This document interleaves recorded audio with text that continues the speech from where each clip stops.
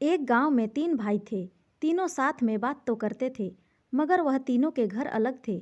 उनके मकान भी तीनों के साथ में ही जुड़े हुए थे, जैसे कि एक लाइन में बने होते हैं।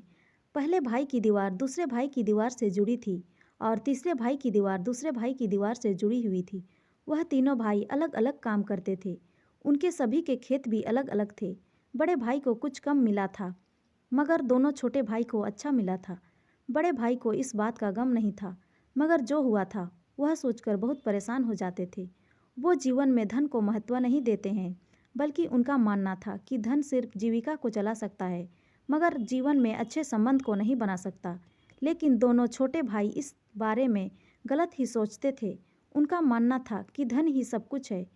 एक दिन की बात है, बड़ा भाई अपने खेत में काम कर रहा था। लगभग दोपहर हो चुकी थी। उसे कोई अपने खेत में खड़ा हुआ नजर आया था, मगर इससे पहले कि वह देख पाते तब तक वह वहाँ से जा चुका था। तभी बड़ा भाई दूसरे भाई के पास गया और पूछा कि क्या तुमने किसी को यहाँ पर देखा है? लेकिन उसने साफ मना कर दिया था, क्योंकि उसने किसी को भी नहीं देखा था। वह सोच में पड़ गया था। तभी वह जब घर पर आया तो उसने अपनी पत्नी को यह बात बता दी थी कि आज उसने किसी को देखा था, मगर जब तक वह पहचान पाता तब तक वह गायब हो गया। उसकी पत्नी को कुछ समझ नहीं आया। उसने कहा कि यह आपका वहम हो सकता है। इस तरह उन्होंने उस बात को वहीं पर रोक दिया था। अगले दिन बड़ा भाई काम पर गया और उसे फिर वहीं पर नजर आया। वह उसके पास जाना चाहता था, मगर फिर से वह नाकामयाब हो गया था। लेकिन इस बार वह वहम नहीं हो सकता था। यह क्या हो रहा है, उसे समझने के लिए वह अपने दूसरे भाई के पास गया, मगर किसी ने भी यहाँ पर कुछ नहीं देखा था। जब बड़ा भाई घर आया तो उसने अपनी पत्नी को बताया कि आज फिर से कोई हमें देख रहा था, मगर उसके पास जाने से पहले ही वह चला गया था। उधर पत्नी ने भी एक बात अपने पति को बताई थी।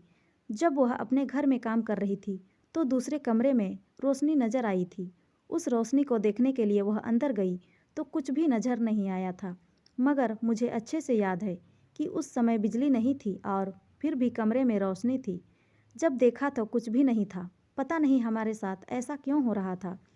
दोनों लोग बहुत ज़्यादा डर चुके थे, क्योंकि यह क्या हो रहा था उन्हें कुछ भी समझ नहीं आ रहा था। अगर वह यह बात किसी को बता देते हैं तो भी कुछ फायदा नहीं होगा। वह यह सब पता करने के लिए एक साधु बाबा के पास गए थे। उन्होंने सारी बात उन्हें बताई, मगर उनके पास और कुछ भी ऐसा बताने के लिए नहीं था। साधु बाबा ने कहा कि मैं तुम्हारे घर एक दिन आऊँगा, उसके बाद ही कुछ पता कर सकते हैं कि क्या होता है और किस वजह से यह हो रहा है। उसके बाद वह दोनों घर चले गए थे। उनकी समस्या ऐसी ही बनी थी, कोई कुछ भी नहीं कर सकता था। हर रोज़ जब वह काम पर जाता तो उसे वह फिर से नजर आता था। इस तरह घर पर जब वह काम करती थी तो घर में भी रोशनी जाया करती थी। इस तरह जब कुछ दिन बीत गए थे तो उनके घर पर साधु बाबा आए थे। जब वह घर पर आए तो उन्होंने सब कुछ दोबारा से पूछा और सब कुछ सुनने के बाद उन्होंने यह तय किया कि कल सुबह वह खेत की ओर जाएंगे। बड़े भाई के साथ वह खेत की ओर गए। जब दोपहर हुई तो साधु बाबा ने देखा कि वह आदमी नहीं है, एक परछाई है, जबकि उसे आदमी समझा जा रहा था। साधु बाबा ने पता करने की कोशिश की, यह कौन हो सकते हैं, मगर कुछ पता नहीं चल पाया। उसके बाद वह घर पर आ गए। जब वह घर पर पहुँचे तो उन्होंने सुना कि यहाँ पर भी एक कमरे में रोशनी होती है। इसका पता लगाने के लिए अगले दिन वह सभी लोग घर पर ही रुके हुए थे। जब वह रोशनी हुई तो सभी लोग कमरे में गए। जब वह कमरे में गए तो वह रोशनी हल्की हो रही थी।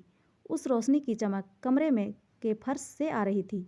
बाबा ने कहा कि यह दोनों काम एक दिन से ही शुरू हुए थे और दोनों बात एक साथ जुड़ी हुई है।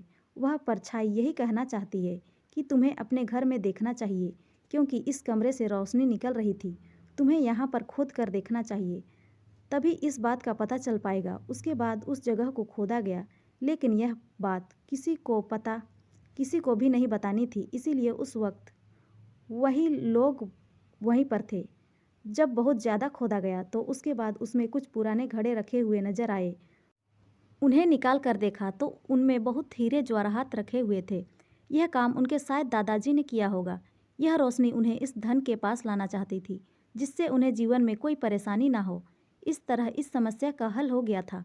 तो दोस्तों, ये कहानी आपको कैसी लगी कमेंट में ज़रूर बताएं और अच्छी लगी हो तो लाइक शेयर और सब्सक्राइब ज़रूर करें।